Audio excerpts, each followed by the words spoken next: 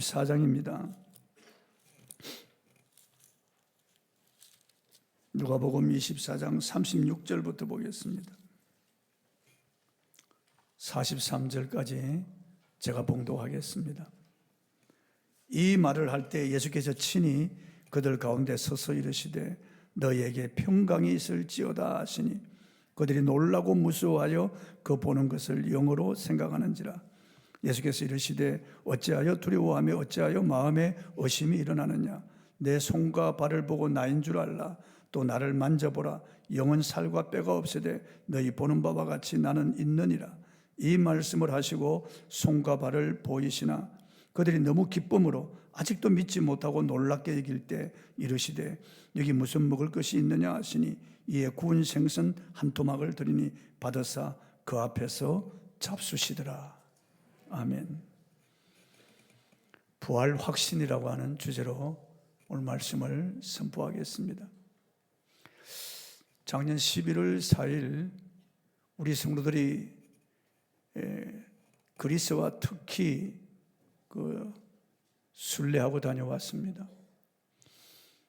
바울 사도의 선교 여행길을 따라서 우리가 쭉 이어가면서 기도하며 그 여정을 따라간 그런 여행이었습니다.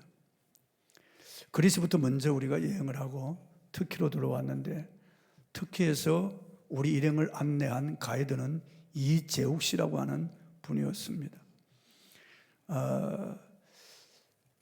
이분은 터키에서 무역업을 하고 가이드를 하면서 30년 동안 평신도 선교사로서 복음전도 사역을 감당하고 있는 분이었습니다.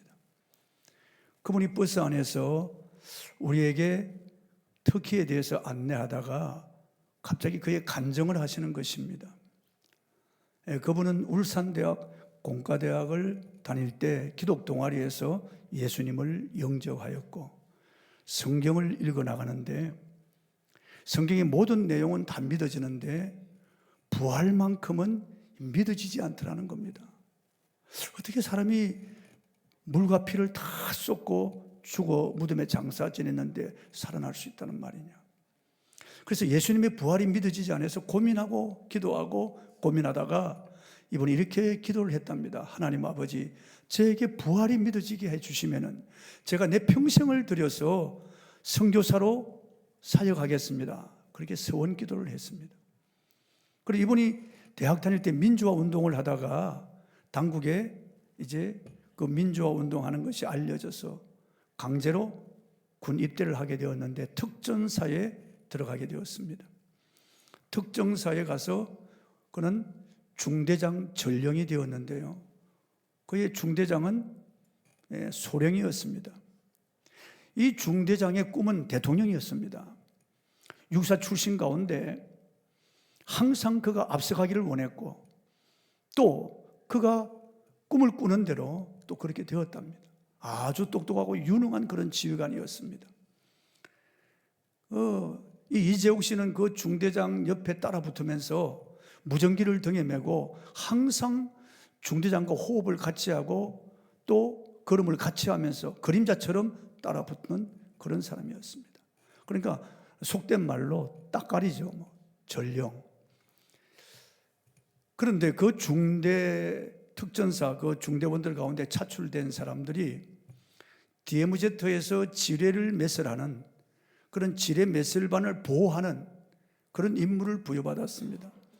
그래서 중대장과 소대장 그리고 특전사 하사관들이 가서 그 지뢰 매설하는 지뢰 매설반을 보호하고 엄호하는 그런 사역을 감당하고 있었는데 시간이 늦어지니까 이제 저녁 해가 서산에 기울잖아요.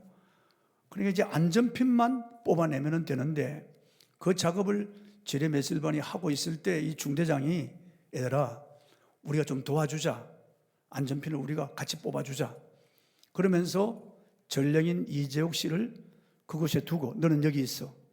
그리고 15m 떨어진 매설하고 있는 곳으로 중대장과 소대장 그리고 특전사 하사관들이 가서 지뢰 매설반을 도와서 안전핀을 제거하는 그 일을 하는 것을 보고 있었는데 갑자기 지뢰가 터지면서 연쇄적으로 지뢰가 폭발하는데 큰 경험과 그리고 하늘을 찔 것 같은 그런 불기둥이 치솟으면서 그게 지뢰 매설방과 그 자기 중대원들이 그 자리에서 적사하는데요.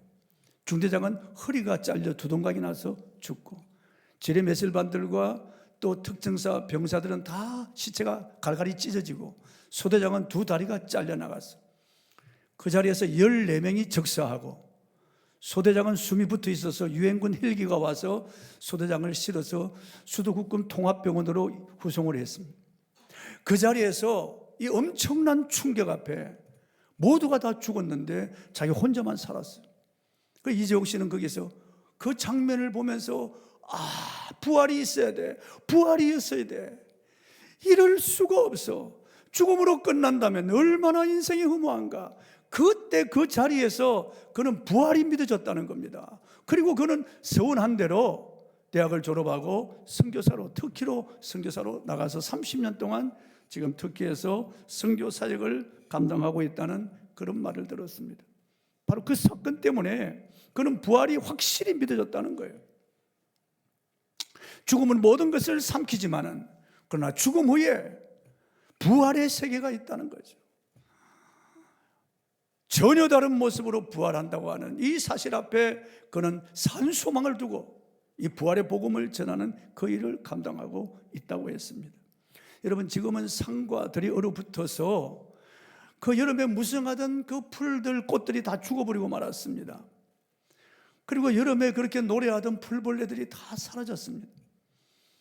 대지는 꽁꽁 얼어붙고 눈이 덮여 있고요, sak풍은 나무 끝에 불고 나뭇가지도 다 죽은 것 같습니다. 그런데 이제 봄바람이 불어오고 그리고 얼어붙었던 대지가 녹아들면서 나무에 물이 오르기 시작하면서 나무잎이 다시 살아납니다. 그리고 죽은 것 같았던 풀들이 다시 솟아나고 꽃이 피우고, 그리고 죽은 것 같았던 풀벌레들이 다시 살아나서 노래하기 시작하는 것입니다. 이 자연 만물이 죽은 다음에 사후의 세계가 있음을 우리에게 보여주고 있고, 또 부활이 있음을 우리에게 알려주고 있는 것입니다. 군배기가 7년 동안 땅속에서 웅크리고 죽어 있는 것 같지만 7년 후에 매미가 되어서 노래하는 겁니다. 하늘이 떠나갈 듯이 노래하는 것은 죽음 후에 부활이 있다고 하는 것을 그 매미가 우리에게 증명해 주고 있는 것입니다. 탱자잎을 깔아먹으며 징그럽게 기어가던 그 애벌레가요, 자기 입에서 실을 뽑아서 꼬치를 만들고 그 꼬치 속에 들어가서 죽은 것 같았는데 때가 되니까 고추 입구가 열리고 그 나비가 되어서 행행색색의 아름다운 날개를 가진 나비가 되어서 창공을 날아가는 겁니다. 그 기어가던 징그러운 애벌레가 그 나비로 변화되는 것처럼 이 추하고 그리고 이 낮은 몸, 그리고 이 약하고 그리고 이 썩을 몸을 벗어버리고 강하고 썩지 않고 죽지 않고 늠름하고 찬란하고 아름다운 몸으로 갈아입을 부활에 대하여 성경은 우리에게 증거해 주고 있는 것입니다. 여러분, 옥수수를 따서 처마 밑에 말리잖아요. 겨울 내내 말립니다. 왜 말릴까요? 그걸 봄에 심기 위해서 말리는 거예요. 그걸 따서 알알이 까가지고 그게 고랑에다가 그걸 묻습니다.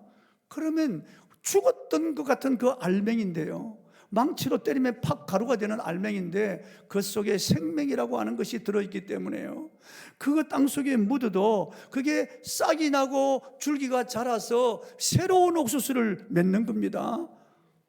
100배, 200배, 300배의 그런 열매를 맺는 겁니다.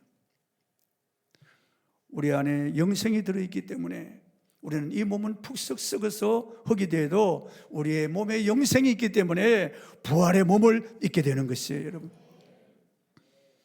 무엇보다도 성경은 부활에 대하여 우리에게 자세하게 가르쳐주고 있습니다. 우리의 구주 예수께서 십자가에서 우리의 죄를 대속하기 위하여 못 박혀 고난당하시고 죽으시고 난 다음 사흘 만에 죽음을 정복하고 부활하셨습니다. 무덤에 장사 지낸 바 되었다가 주님이 죽음을 죽여버리시고 무덤에서 걸어나오셨습니다. 예수님의 부활은 은밀한 곳에서 이루어진 그런 일이 아니에요. 공개적으로 드러나셨습니다. 많은 사람들이 예수님의 부활을 목도했습니다. 불신하던 제자들, 도망갔던 제자들이 다 예수님의 부활을 목도하고 생명을 버리면서까지 부활을 증거했습니다. 막달라 마리아에게 나타나시고 다른 여인들에게도 나타나시고 시몬에게도 나타나시고 그리고 엠마오로 내려가던 두 제자들에게도 나타나셨습니다. 그리고 두 제자가 와서 자기가 부활하신 예수님을 만났다고 하는 그 순간 오늘 본문에 예수님이 그 자리에 서신 것입니다. 문들이 다 닫혀 있는데 예수님이 호련히 그 자리에 서신 것입니다. 36절을 한번 읽어보십시다. 이 말을 할 때 예수께서 친히 그들 가운데 서서 이르시되 너희에게 평강이 있을지어다 하시니, 이 말을 할 때라고 하는 것은 엠마오로 내려가던 글로바와 또 다른 제자들이 길에서 예수님을 만났다고, 부활하신 주님을 우리가 만났다고 전할 때 제자들도 시몬이 그를 만났다고 하는 그 순간 예수님이 가운데 호련히 서신 것입니다. 얼마나 놀랐겠습니까 여러분. 문을 걸어 잠그고 두려움에 숨을 죽이고 떨고 있는 제자들 가운데 예수님이 호련히 나타나신 것입니다. 그리고 그들에게 숨을 쉬시며 너희에게 평강이 있을지어다 야훼 샬롬 그러시는 거예요. 평안을 주시는 거예요. 두려워하는 제자들, 불안하고 근심하는 이 제자들에게 예수님은 평안을 주시는 거예요. 여러분, 이 세상 사람들 다 불안해합니다. 두려워합니다. 지금 시국도 불안하지만은 트럼프가 미국의 대통령으로 당선되면서 여러 가지 무역 보복 조치를 취하면서 국제 정신은 요동치고 있습니다. 그래서 사람들은 불안해하는 거죠. 내일에 대한 염려 때문에 불안해하는 것이죠. 육신에 매여 있는 사람들은 누구나 다 불안을 떨쳐낼 수가 없습니다. 이 불안의 뿌리가 죽음이기 때문에 그렇습니다. 사람들은 이 죽음을 안고 있기 때문에 불안해하는 거예요. 두려워하는 거예요. 늙어가는 것을 두려워하는 거죠. 병들까 두려워하는 거죠. 이별할까 두려워하는 거죠. 다 놓칠까 두려워하는 거죠. 왜 두려워합니까? 죽음 때문에 그렇습니다. 죽음 때문에. 우리 인생은 죽음을 벗어날 수가 없습니다. 죽음을 피해 도망갈 수도 없습니다. 죽음은 무차별적으로 다가오는 겁니다. 죽음은 모든 인생에 다가오는 공도입니다. 죽음은 인간에게 왕노릇하는 것입니다. 죽음이 다가오면은 죽음은 괴물같이 모든 것을 다 삼켜버리고 마는 거예요. 그래서 우리 인생에 가진 모든 것은 물거품처럼 사라지는 겁니다. 이루었던 모든 명예와 권세가 다 물거품처럼 사라져버리는 겁니다. 죽음이 다가오면 모두가 다 항복하고 죽음 앞에 손을 모으고 죽음 앞에 침묵할 수밖에 없는 것입니다. 그래서 사람들이 죽음을 두려워하는 건데, 우리 인류의 영원한 원수요 숙제이며 괴물인 이 죽음을 예수님이 죽여버리시고 죽음에서 부활하신 것입니다. 예수님은 죽음을 걸머지고 우리들에게 죽음에서 부활하신 그 모습을 보여주신 겁니다. 죽음 때문에 불안에 떨고 있는 제자들에게 나타나셔서 너희에게 평강이 있을지어다 라고 하시는 겁니다. 너희에게 평강이 있을지어다. 여러분, 한 사람의 과학자가 백신을 만들어내면 모든 사람이 그 병으로 고통당하지 않게 되는 것처럼 한 분 예수께서 죽음을 정복하시고 다시 살아나셔서 죽음을 넘어선 부활의 백신을 넣어주었기 때문에 예수님이 부활의 첫 열매가 되셨고 우리도 그와 함께 부활하시는 겁니다. 우리에게 부활의 산 소망을 넣어주셨습니다. 이제 부활을 확신하는 그리스도인들에게 죽음은 잠시 잠자리에 들어가는 것밖에 되지 않습니다. 여러분, 어젯밤에 잠자리에 들어가면서 불안해하신 분이 있나요? 두려워하신 분이 있나요? 잠자리에 들어가면서 염려 근심하고 잠자리에 들어가는 분이 있나요? 오히려 피곤한 몸을 누이고 쉼을 얻기 때문에 잠자리에 들어가면서 우리는 안심하고 안락한 잠을 청하는 겁니다. 왜냐하면 내일 아침에 깨어날 것을 알기 때문에 그렇습니다. 죽음이라고 하는 것은 우리 그리스도인들에게 잠자는 것과 같다고 성경은 말씀하시는 거예요. 그래서 예수 그리스도 안에 죽은 자들은 잠잔다고 성경은 그렇게 기록하고 있습니다. 잠자는 거예요. 여러분, 우리가 다시 깨어날 때는 주님의 형상으로 깨어나는 것입니다. 부활의 영광스러운 몸을 입고 우리가 깨어나는 것입니다. 물론 영혼은 음부에 가서 낙을 누리고 있죠. 그래서 예수님께서 이 땅에 다시 오실 때 그리스도 안에 죽은 자들이 먼저 살아나고 우리도 그와 함께 끌어올려 공중에서 부활의 몸을 입고 주님을 영접하게 될 것입니다. 부활을 믿는 성도들은 죽음을 두려워하지 않습니다. 죽음을 노래할 수 있고 죽음을 기다리며 죽음 앞에 입 맞출 수 있습니다. 사도 바울처럼 야 죽음아 너의 이기는 것이 어디 있느냐, 야 죽음아 너의 쏘는 것이 어디 있느냐, 죽음을 향하여 담대하게 명령할 수 있는 겁니다. 저는 부활을 생각하면 가슴이 뛸 때가 많아요. 부활을 생각하면 너무나 감사하고 너무나 기쁜 겁니다. 그래서 부활을 확신하는 사람은 죽음 앞에 입 맞출 수 있는 겁니다. 죽음을 환영하는 것입니다. 그리스도인들은 죽음 앞에 노래할 수 있는 것입니다. 그래서 예수님은 장례식 집례한 적이 없습니다. 예수님은 죽은 자를 살리시고 그분도 죽음에서 부활하셨습니다. 저는 한 방송국에서 방영하는 세상에 이런 일이라고 하는 프로그램을 보았습니다. 거기 보니까 한 아버지에게 쌍둥이 아들이 있는데 쌍둥이 아들 중에서 한 사람이 오토바이를 타고 가다가 교통사고로 적사했습니다. 그 자리에서. 그래서 그 아버지는 경기도의 용인에 있는 공원묘지에 그 아들을 장사 지냈습니다. 그날 이후로 아버지는 하루도 빠지지 않고 눈이 오나 비가 오나 바람이 불거나 춥거나 덥거나 할 것 없이 오토바이를 타고 용인에 있는 그 자연 그 묘원에 가서 그 공원 묘원에 가서 자기 아들 비석을 어루만지면서 아들의 이름을 부르고 그 죽은 아들을 생각하면서 아들이 좋아하던 그런 음식을 갖다 거기에 차려놓고 아들의 이름을 목매어 부르고 죽은 아들과 이렇게 대화하다가 돌아오는 겁니다. 그게 하루 이틀이 아니고 한 달, 두 달이 아니고 1년, 2년도 아니고 무려 10년 이상을 하루도 빠지지 아니하고 오토바이를 타고 아들의 무덤에 가서 그 아들 비석을 어루만지면서 눈물을 흘리며 그 아들을 애도하는 것입니다. 저는 그걸 보면서 야, 아버지의 불성애가 대단하구나. 아들을 얼마나 사랑하면은 그 아들을 잊지 못하고 이렇게 매일 가서 그 아들의 비석을 어루만지며 그 무덤 앞에서 아들의 이름을 부르며 이렇게 애도하는가. 정말 아버지는 자식을 사랑하는 그 사랑이 이거 대단하구나. 저는 참 감동을 받았습니다. 그러나 그 아버지가 예수님을 믿고 부활에 대한 믿음을 가졌다면 그러지 않을 겁니다. 부활에 대한 믿음을 가졌다면 죽음으로 끝나는 것이 아니고 죽음 건너편에 영원한 세계가 있고 죽음 후에 우리가 영화로운 부활의 몸을 입고 다시 우리가 만나서 교제할 것이라고 하는 믿음이 있다면 그렇게 죽음 앞에 슬퍼하고 아들의 비석을 어루만지며 매일매일 그렇게 슬퍼하고 울지는 않을 것이라고 생각합니다. 영국의 올리버 로제아라고 하는 이 물리학자, 버밍엄 대학의 창설자입니다. 그의 아들이 1차 대전 당시 전쟁에 나갔다가 전사했습니다. 그런데 아들은 전사하기 전 아버지에게 보낸 편지 속에 다음과 같은 구절이 있었습니다. 아버님, 제가 죽더라도 제 무덤에 오지 마세요. 전 거기에 없을 것이니까요. 저는 부활을 확신하고 있기 때문입니다. 부활을 확신하고 있기 때문에 아버지에게 내 무덤에 오지 말라고 하는 겁니다.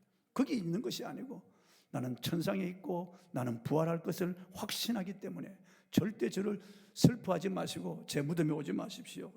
여러분, 부활을 믿는 사람들은 죽음을 벗어난 사람들이에요. 부활을 믿는 사람은 이 땅에서 죽음 따위를 두려워하지 않습니다. 영광의 나라를 바라보면서 부활의 그날을 고대하면서 소망 가운데 즐거워하는 겁니다. 마가 요한의 다락방에 나타나신 예수님은 바로 십자가에 죽으시고 부활하신 그분이 틀림없습니다. 본문 38절 39절을 한번 보겠습니다. 예수께서 이르시되 어찌하여 두려워하며 어찌하여 마음에 의심이 일어나느냐. 내 손과 발을 보고 나인 줄 알라. 또 나를 만져보라. 영은 살과 뼈가 없으되 너희 보는 바와 같이 나는 있느니라. 주님은 내 손과 발 나인 줄 알라. 나를 만져보라. 나는 있느니라. 4번이나 확신시켜 주는 겁니다. 4번이나. 다른 분이 아닌 십자가에 죽임당하신 바로 그분임을 제자들 앞에서 확실하게 보여주시는 겁니다. 만져보라고 하시면서 예수님이 부활을 확신시켜 주는 겁니다. 그 당시 예수님의 무덤을 지키던 군사 둘이 있었습니다. 이제 안식일이 지나고 주일 새벽에 갑자기 하늘에서 번개와 같은 형상을 가진 찬란한 옷을 입은 두 천사가 무덤에 서더니 무덤 돌이 개운과 함께 굴려지고 그 천사들이 빛나는 모습으로 나타나자 두 병사는 그냥 기절해버리고 말았습니다. 깨어나 보니까 무덤 문이 열려져 있고 무덤은 비어 있는 것을 보았습니다. 혼비백산하여 그들은 내려가서 제사장에게 이 사실을 고하자 제사장은 돈주머니를 던져주면서 사람들에게 제자들이 와서 훔쳐갔다고 전해라. 그래서 오늘날까지 시체 도구슬이 이렇게 있는 겁니다. 그런 가설이 있는 거예요. 그러나 여러분, 어떻게 이 비겁한 제자들, 연약한 제자들이 시체를 훔쳐갈 수 있겠어요? 예수님 십자가에 못 박힐 때 도망가 버리고 다 두려워 떨고 모여 있어도 숨죽이며 죽음 앞에 두려워하는 이런 제자들이 어떻게 로마 황제의 도장이 찍힌 임봉된 그 돌을 굴려낼 수가 있겠습니까? 더군다나 바수꾼이 지키고 있는 그 무덤 돌을 굴리고 시체를 훔쳐간다, 있을 수도 없는 일입니다. 절대로 그런 일은 없습니다. 예수님의 부활은 한쪽 구석에서 은밀하게 일어난 일이 아닙니다. 40일 동안이나 예수님 지상에 머물러 계시며 공개적으로 성경 기록된 것만 해도 11번 나타나시고 예수님은 여러 군데서 나타나셨습니다. 마가다락방에도 엠마오 길에도 나타나셨습니다. 공원에도 나타나셨습니다. 갈릴리에서도 나타나십니다. 베다니에서도 나타나시고 나중에는 감난산에서 500명이 지켜보는 가운데 하늘로 올라가셨습니다. 그리고 맨 나중에 사도 바울 만삭되지 못하여 난 나에게도 나타나셨다고 말씀하셨습니다. 예수 믿는 사람을 잡아 죽이고 감옥에 가두는 일에 앞장선 사울이라고 하는 이 젊은이 다메섹에 예수 믿는 사람이 있다고 하는 말을 듣고 그들을 포박하러 말을 타고 부하들과 함께 가고 있는 가운데 정오의 해보다 더 밝은 빛이 그들을 비춰서 말등에서 내리 굴러떨어졌고 음성이 들렸습니다. 사울아 사울아 내가 어찌하여 나를 박해하느냐. 가시체를 뒷발질하기가 내게 고생이로다. 그때 사울은 떨리는 음성으로 물었습니다. 누십니까? 나는 내가 박해하는 나사렛 예수니라. 완전히 무너지는 겁니다, 여러분. 완전히 무너지는 겁니다. 그는 예수가 이단의 괴수라고 생각했습니다. 그는 죽어서 무덤에 장사 지냈는데 그 제자들이 시체를 훔쳐가고 예수의 동생들, 예수 비슷한 사람을 나타내서 예수가 부활했다고 조작극을 꾸몄다고 생각했습니다. 그래서 이 이단의 괴수, 사기꾼, 이 예수를 따르는 자들은 잡아 죽여야 되고 이것들은 씨를 말려야 된다고 생각했습니다. 그래서 외국에까지 예수 믿는 사람을 체포하러 가는 도중에 부활하신 예수님을 만나고 사울은 완전히 탈바꿈 하는 겁니다. 거기서 그는 그의 제자가 되는 겁니다. 이방의 사도로 변하는 겁니다. 부활하신 예수님을 만나고 난 다음에 예수께서 분명히 못자국을 가지고 계셨습니다. 손에도 못자국, 발에도 못자국을 가지고 계시고 옆구리에도 창자국을 가지고 계셨습니다. 예수님은 절대 다른 사람의 이름으로 오지 않습니다. 박태선, 문선명, 이만희의 이름으로 절대로 오지 않습니다. 예수님은 가실 때 그 모습 그대로 다시 오시는 거예요. 예수님이 감난산에서 승천하실 때 천사 둘이요 갈릴리 사람들아 어찌하여 하늘을 쳐다보느냐. 너희 가운데 올리우신 이 예수는 너희가 하늘로 올라가심을 본 그대로 다시 오리라. 절대로 다른 사람의 모습으로 오지 않습니다. 다른 사람의 이름으로 오지 않습니다. 예수님은 가실 때 본 그 모습 그대로 못자국을 가지고 그리고 창자국을 가지고 다시 오신다고 분명히 말씀하고 있습니다. 절대로 다른 이름으로 오지 않습니다, 여러분. 다른 모습으로 오지 않습니다. 그 모습 그대로. 천국에는요 장애인이 없습니다. 천국에는 노인도 없고요. 천국에는 이렇게 사람들이 이렇게 불평불만하는 그런 일이 있을 수가 없어요. 모두가 아름답고 영화로운 몸으로 변화가 되어서 천국에서 천사들의 시중을 받으며 사는 것입니다. 그런데 천국에 장애를 가진 딱 한 분이 계십니다. 손에 못자국, 발에 못자국, 옆구리에 창자국을 가진 유일한 분이 계신다고요. 우리가 그분 앞에 가면은 정말 감사하지 않을 수 없고 감복하지 않을 수가 없습니다. 그분 앞에 우리가 무릎을 꿇고 입을 맞추고 우리가 감격할 겁니다. 그분을 영원토록 우리가 노래해도 부족할 겁니다. 그 모습 그대로 주님이 부활하셨고 그 모습 그대로 다시 오시는 것입니다. 도마는 주님의 못자국을 만져보았습니다. 떨리는 손으로 만져보았습니다. 그리고 창자국을 만져보았습니다. 그리고 그 앞에 푹석 꿇어 엎드려 나의 주시며 나의 하나님이십니다라고 경배했습니다. 그렇게 고백했습니다. 우리도 그와 같이 주님 앞에 엎드려 고백하게 될 것입니다. 나의 주시며 나의 하나님이십니다. 여러분 확신을 가지시기 바랍니다. 부활의 주님은 부활의 몸이 어떠함을 보이셨습니다. 예수께서 홀연히 그들 가운데 서셨어요. 문이 잠겼는데, 그러니까 부활의 몸은 이게 시간과 공간의 제한을 받지 않습니다.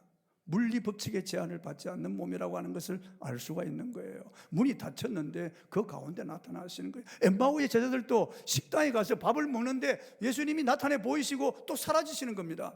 그분이 마음만 먹으면 나타나시고 사라지는 겁니다. 그러니까 얼마나 신비로운 몸입니까? 분명히 만져지고 살과 뼈가 있는데 말이죠, 순간이동을 하는 겁니다. 공간이동을 하고요, 물리적 제한 법칙을 절대로 받지 않는 겁니다. 너무나 놀랐습니다. 제자들은 유령이라고 생각했습니다. 유령.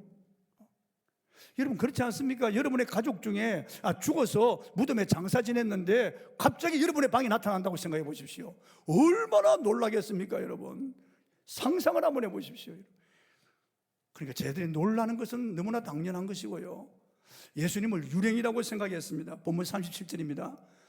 그들이 놀라고 무서워하여 그 보는 것을 영으로 생각하는 것이라. 유령이라고 생각했다는 겁니다. 우리는 제자들의 반응을 충분히 이해할 수 있습니다. 여러분, 십자가에서 물과 피를 다 쏟고 말라버려 죽은 시체, 처참하게 망가져서 죽은 그 시체가 그들 앞에 살아나서 나타내 보이셨으니 얼마나 놀랐겠습니까? 얼마나 두려워하고 얼마나 무서웠겠습니까? 그러니까 유령이라고 생각하는 거, 그건 너무 당연한 겁니다. 아직도 신학자들 중에는 예수님의 몸의 부활을 믿지 못하고 영의 부활이라고 그렇게 생각하는 사람들이 있습니다. 정말 안타까운 일이 아닐 수 없습니다. 본문 38절입니다. 읽어보겠습니다. 본문 38절.